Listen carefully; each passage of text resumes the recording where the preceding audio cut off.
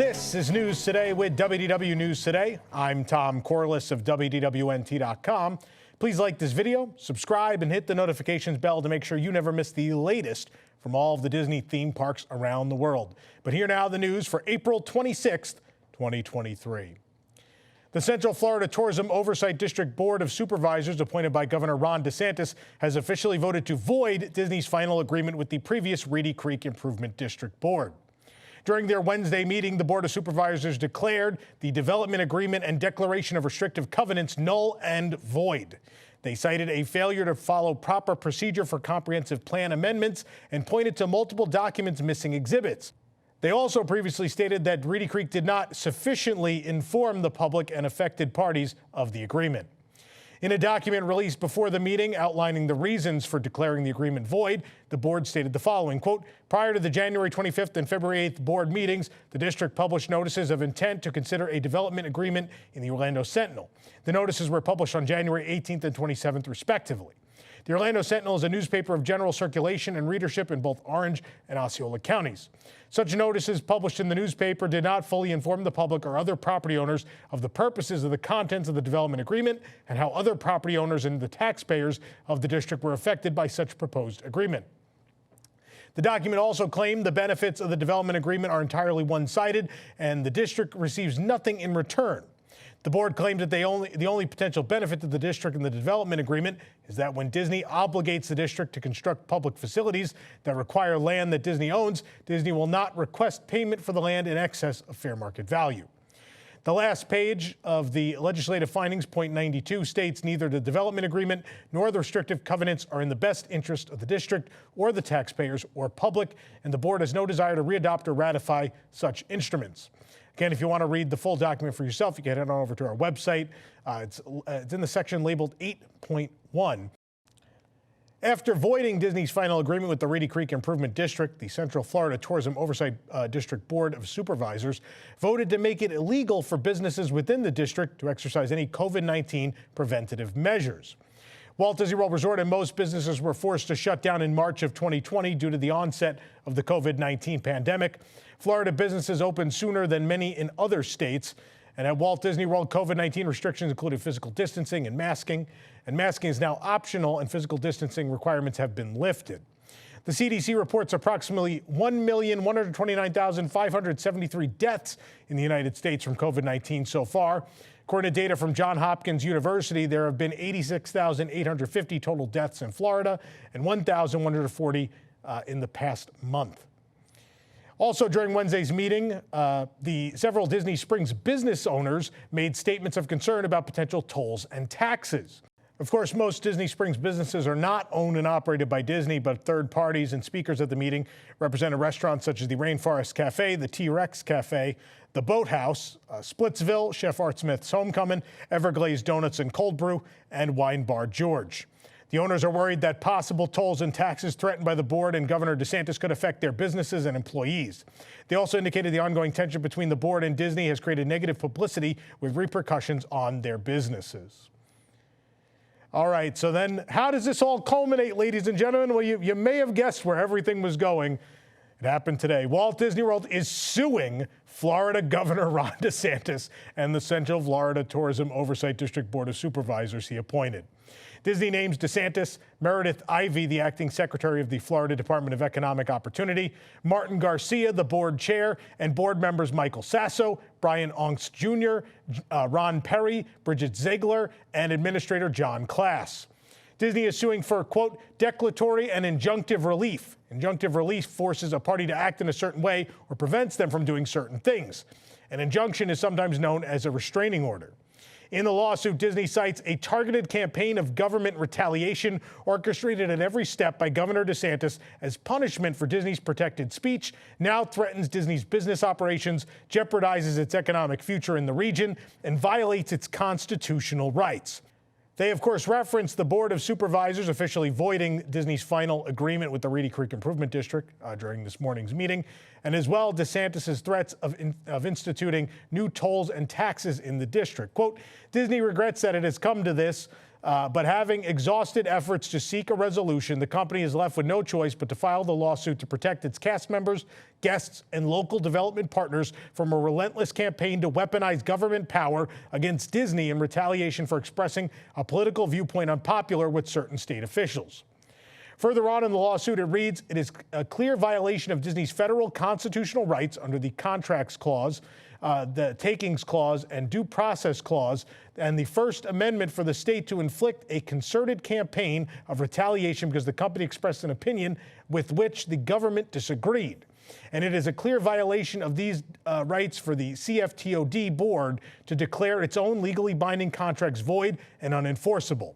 Disney thus seeks relief from this court in order to carry out its long-held business plans.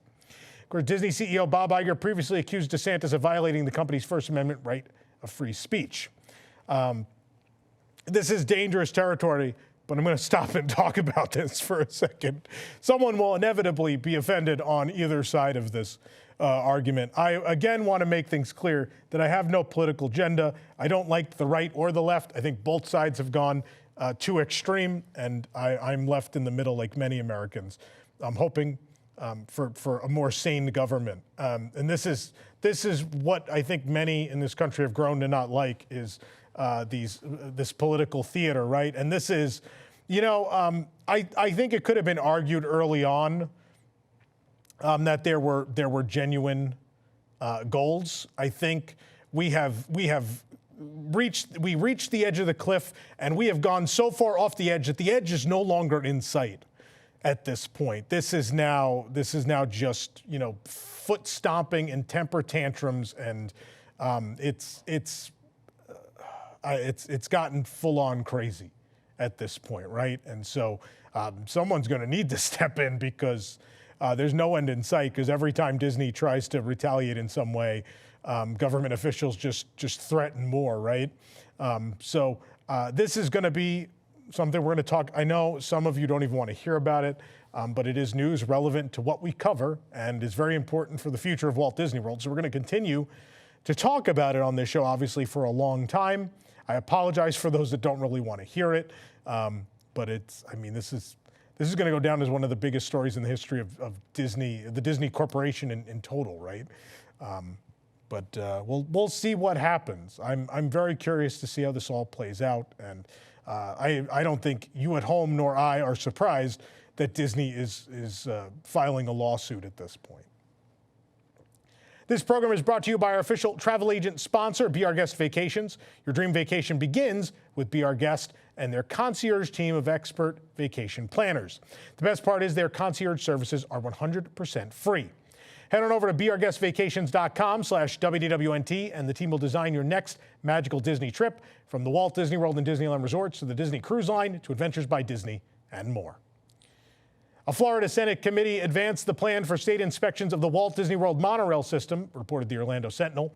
Republican Senator Nick DeSantis filed the amendment to require state inspections for the Walt Disney World monorails. The amendment added to SB 150 regarding the Florida Department of Transportation states the department shall adopt by rule minimum safety standards for governmentally owned fixed guideway transportation systems, privately owned or operated fixed guideway transportation systems operating in the state, which are financed wholly or partially by state funds, and any governmentally or privately owned fixed guideway transportation systems operating in this state, which are located within an independent special district created by local act, which have boundaries within 2 contiguous counties. The amendment requires site-specific guidelines for the transportation system developed by the Department of Transportation and representatives of the affected system. FDOT inspects other similar train systems in the state, like the Orlando International Airport tram. On-site inspections by the Florida Department of Transportation would happen every 3 years, and Disney would be required to submit a safety plan every year. Quote, if there are any safety issues, DeSantis said, having a complete suspension is really going to be an action of last resort. The Walt Disney World monorail system is 14.7 miles long and averages about 150,000 passengers a day. This, of course, just one of the many pieces of Florida legislature that was aimed at Disney this week. Walt Disney World has shared, finally, let's get to some regular park news, shall we, ladies and gentlemen? Walt Disney World has shared more details about some of the exclusive Disney 100 offerings coming to the parks and Disney Springs this year. As previously stated, Epcot will be the center of the Disney 100 celebration later this year. If you've been looking forward to seeing Mickey and Minnie in their 100th anniversary platinum outfits, you'll be able to get a hug and take photos with the duo in those outfits later this year at Epcot. And the night sky will light up with a dazzling spectacle of colors and lights as Spaceship Earth honors Disney 100 with a special display later in 2023. Here now you're looking at your first look at the memorable moment.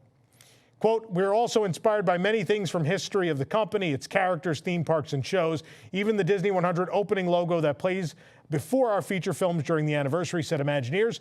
You may see homages to everything from the Wonderful World of Disney television show opening to Mickey balloons that we sell on Main Street, USA. Disney 100 signs, of course, have been installed at the entrances of all 4 Walt Disney World theme parks as well as at Disney Springs. And if you've ever had the joy of staying in one of the resort hotels, you may have seen the magic of various Disney characters stopping by for an impromptu photo opportunity. Well, that has already switched over, as we told you a couple weeks ago, to characters in their Disney 100 celebration costumes. And as well, the little van or bus they travel around in got a 100 glow up as well. And the celebration doesn't stop with characters. You'll also be able to indulge in Disney 100 treats across the resort. And beginning May 1st, guests can enjoy the Disney 100 Petite Cake for a limited time at Amorette's Patisserie in Disney Springs. The dessert has layers of vanilla chiffon, berry mousse, and berry compote, all topped with a celebratory Disney 100 medallion macaron. The Disney culinary team has been dreaming up all kinds of delicious dishes to commemorate the milestone. This is just the beginning, they've said. You may have already spotted some Disney 100 merchandise all across Walt Disney World. Well, to help prepare you for what's to come, Disney released a preview of the Disney 100 Cinderella Premium Popcorn Bucket that'll be exclusive to Magic Kingdom. It's already available at Disneyland Resort, by the way. Of course, you already can get Disney 100 refillable cups at resort hotels and popcorn buckets at all 4 theme parks and Disney Springs. So this seems to be like the full list, essentially, of what's going to happen for Disney 100. It's not much. And I know there's been a lot of excitement about this. I'm on the opposite side of the spectrum. I think, like at Disneyland, they have new nighttime shows. They have a lot going on, so it feels all right. But at Disney World, it feels terribly forced. There's just not a whole lot to it here. And after the 50th, I'm ready for a break of the U.S. Disney parks trying celebrations, especially Paris did, within the Walt Disney Company, Paris did such a great job with the 30th. And then, of course, Oriental Land Company, tremendous job with the 40th at Tokyo Disney. So I'm ready for a break, kind of, but we're not getting one yet. Walt Disney World cast members will be getting new name tags with a new design soon. Disney shared a video on Facebook of the name tag creation process at Walt Disney World's engraving department to announce the new name tags. The post reads, for cast members, Disney is calling to be a part of something extraordinary, something magical, and something incredibly unique. Our Disney name tags are a symbol that connects us to our guests and each other. And this spring, Walt Disney World cast will receive a new name tag with a never-before-seen design just for them. The new design wasn't shown in the video. Only the current iridescent 50th tag and the Star Wars Galaxy's Edge name tags were shown. Disney said, we're not quite ready to reveal the design, but prepare for some magical mail. They're going to mail it to cast members. This isn't official yet. I'm guessing they're not Disney 100 because the 100 tags do exist at Disneyland. So I would assume this is just something exclusive to Disney World. Disney has released the full list of Star Wars food and beverage items that will be available at Walt Disney World for Star Wars Day on May the 4th. At Hollywood Studios, you can go to the ABC Commissary, Backlot Express, Pizza Rizzo, and Rosie's All-American Cafe. These will be available May 4th through the 31st and through mobile order. There is Jettison Juice. It's a Minute Maid lemonade and watermelon served with a glow cube, non-alcoholic. At the Backlot Express, May 4th through the 31st, you'll find the Darth Vader cupcake returning. It's a chocolate cupcake with chocolate peanut butter buttercream dipped in dark chocolate ganache, edged in chocolate flakes, and topped with a chocolate Darth Vader. It's very good, by the way. There's also the Wookiee Cookie. It's 2 oatmeal cookies with vanilla cream filling garnished with a milk chocolate sash on top. At Docking Bay 7 Food and Cargo, the Oi Oi Puff is raspberry cream puff with passion fruit mousse. There's a new light-up acid spitter orb sipper with lanyard, including your choice of fountain beverage at time of purchase. Limit 5 per person per transaction on those, by the way. If they look familiar, that's because that's already been released at Disneyland Resort. Pizza Rizzo and the Trolley Car Cafe, available May 4th and 5th, will have the Dark Side Chocolate Creation. It's malted milk chocolate mousse dome with raspberry mousse filling, slivered almonds, and chocolate shortbread cookie. At the churro carts at the market on May 4th and 5th, and at Grand Avenue and Anaheim Produce May 4th through the 31st, you'll find the Lightsaber churro served with chocolate sauce. At Ronno Roasters, you'll also find that light up acid spitter orb. It'll be available again, same parameters there. At the Walt Disney World Resort Hotels, the Polynesian at Pineapple Lanai on May 4th only will have the Millennium Falcon Star Wars Soft Serve Sundae. It's Galactic Gray Vanilla Soft Serve with mint flavor, chocolate cream cookie crumbles, chocolate drizzle, white chocolate pearl stars, brownie asteroid pieces with stardust sparkles, and a Millennium Falcon white chocolate piece. At Disney Springs, the Ganachery will have this might be my favorite named item of all time, by the way. It's the Queen Amidala Chocolate Piñata. I just love that. I love that it rhymes. It's so stupid. It's a dark chocolate piñata filled with ruby chocolate and raspberry bark that's available May 1st through the 31st. There's also the Ahsoka Pop. That's not as good of a name. I'm sorry, guys. That's plant-based coconut and blueberry swirl pop. Enrobed in dark chocolate. That's May 1st to 31st as well. The Millennium Falcon Pop, which is currently available, is milk chocolate pop with crisp pearls. Swirls on the Water from May 4th to the 31st will have the new Loyal Astromech Swirl. It's Dole Whip Mango swirled with habanero soft serve in a red velvet cone with toasted graham cracker crumbles, chocolate rocks, and a BB-8 edible garnish. May the food be with you.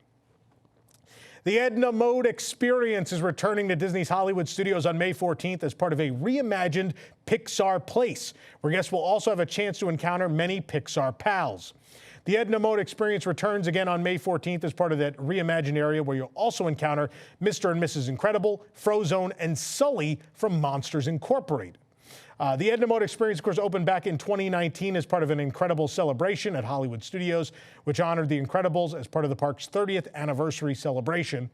In addition to Edna, various characters will be available for guests to interact with. Apparently, these will be outside meet and greets now, we're guessing. Again, Mr. and Mrs. Incredible, Frozone, and Sully from Monsters, Inc. One of those not like the others, folks.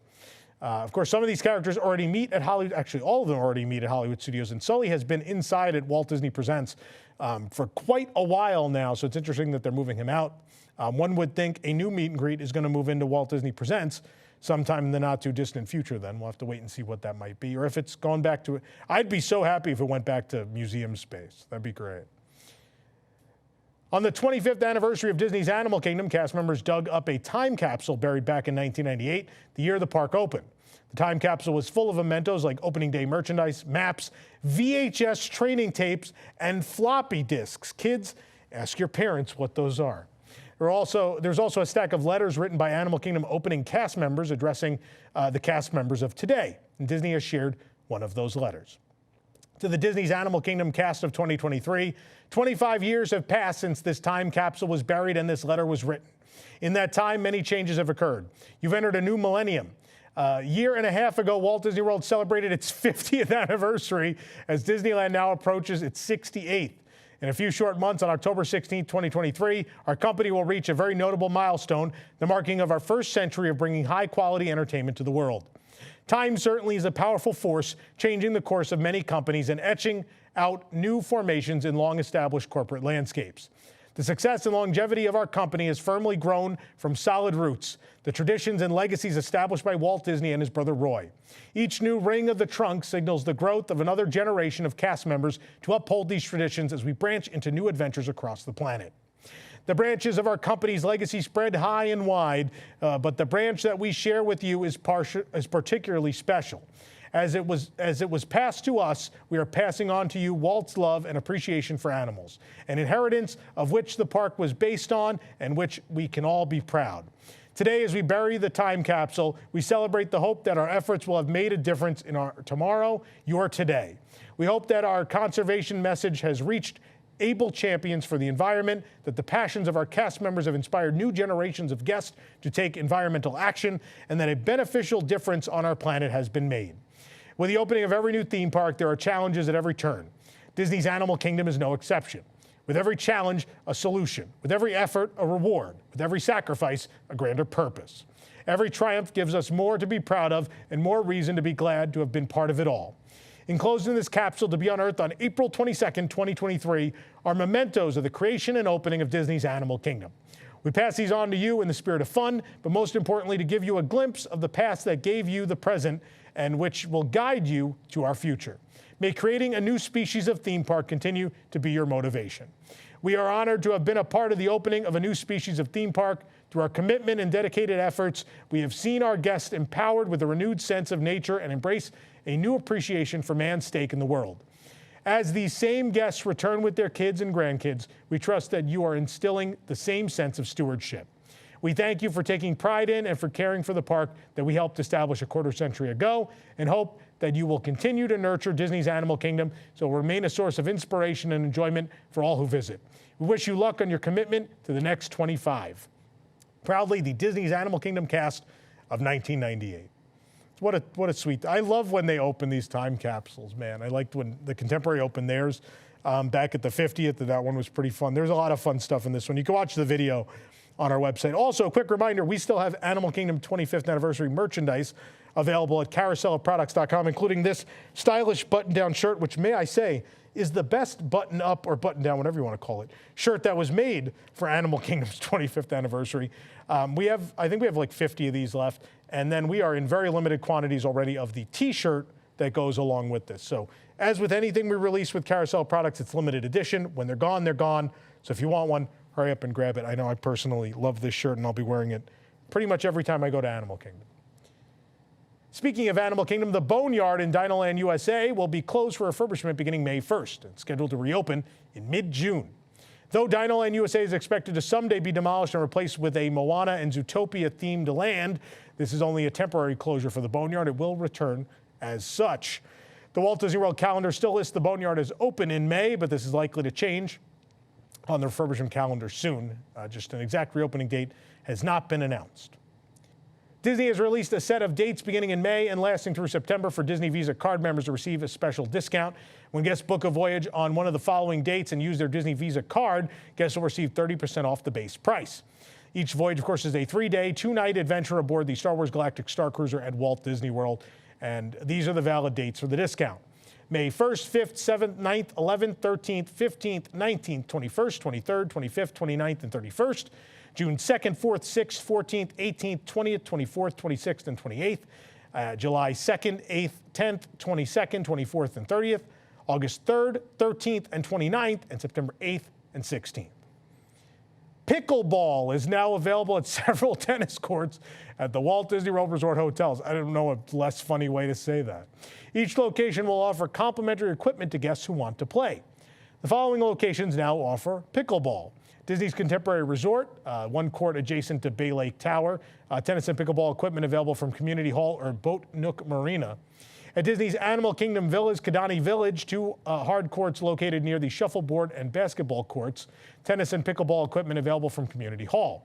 At Disney's Old Key West Resort, the 2 courts near the main pool and one on Old Turtle Pond Road, and tennis and pickleball equipment available from Conch Flats, Community Hall, or Hank's Rent and Return. At Disney's Yacht and Beach Club Resorts, 1 court located near Admiral Pool, and the equipment is available from the Yacht Club front desk. For absolute latest on these stories and all that didn't make it into today's show, be sure to check WDWNT.com and follow us on all your favorite social media platforms. You can support the entire team behind this show and others by joining the WDWNT Inner Globe Society at patreon.com/WDWNT. Get access to exclusive content, discounted show and event tickets, and more. Special shout out to all of our WIGS members who make this show happen every week. In fact, Wednesday night we have a Zoom call with our Club 33 and up level members. We'll see you there. For the worldwide leader in Disney Parks news, this is Tom Corliss saying, enjoy the rest of your today and have a great, big, beautiful tomorrow. WDW News Tonight is our weekly comedy show combining the news of the week, comedy segments, thoughtful discussions, insane characters, parody commercials, games, and more. Watch live on Thursdays at 9 p.m. and become a WIGS member to get access to a bonus post show. Watch WDW News Tonight episodes anytime and live on YouTube, or get the audio-only version on iTunes and other podcast services.